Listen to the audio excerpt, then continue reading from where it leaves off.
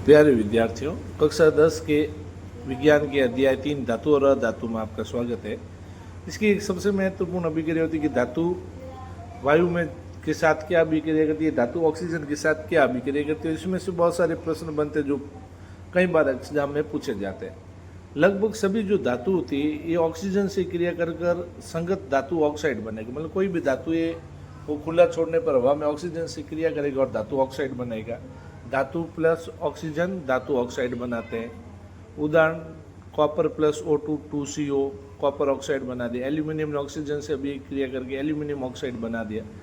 अब ये प्रश्न कई बार पूछा जाता है, उभयधर्मी ऑक्साइड किसे कहते हैं? तो हम जानते हैं कि अधिकांश धातु तो ऑक्सीजन से अभिक्रिया करके धातु ऑक्साइड बनाते जो सारी प्रकृति को, लेकिन एल्यूमिनियम ऑक्साइड और जिंक ऑक्साइड केवल ये दो अपवाद है।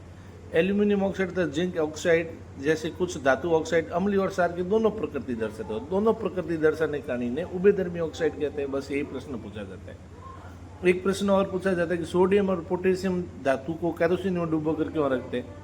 तो हम जानते हैं कि सभी धातु ऑक्सीजन से अभिक्रिया करके धातु ऑक्साइड बनाते हैं, लेकिन इनकी ऑक्सीजन से अभिक्रिया करने की दर अलग अलग होती है। कोई हाथों हाथ खुला छोड़ती अभिक्रिया करता है, किसी को बहुत टाइम लगता है।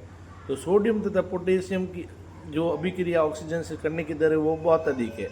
अतः इन्हें खुला छोड़ने पर ये ऑक्सीजन से अभिक्रिया करके आग पकड़ लेते। जैसे इन्हें खुला छोड़ेंगे ऑक्सीजन से अभिक्रिया कर आग पकड़ लेगा। इससे बचने के लिए इसे केरोसिन में डुबो कर रखना पड़ता है। और कुछ इसमें पॉइंट है, जैसे गोल्ड और सिल्वर अत्यंत अधिक ताप पर भी ऑक्सीजन से क्रिया नहीं करते। गोल्ड और सिल्वर ऑक्सीजन से अभिक्रिया बहुत कम करते हैं, जिस कारण इसके गहने बनाए जाते हैं। मैग्नीशियम, जिंक, एल्यूमिनियम, लेड आदि पूरी सतह ऑक्सीजन से अभिक्रिया कर धात्विक ऑक्साइड बनाते हैं। ये सब इनकी जो ऊपरी सतह होती है इनको हवा में छोड़ देने पर क्या करेगा, धातु ऑक्साइड बनेगा और उसके बाद ये बनाना बंद कर लेता है, जिससे ये संक्षारित होने से बची रहती है।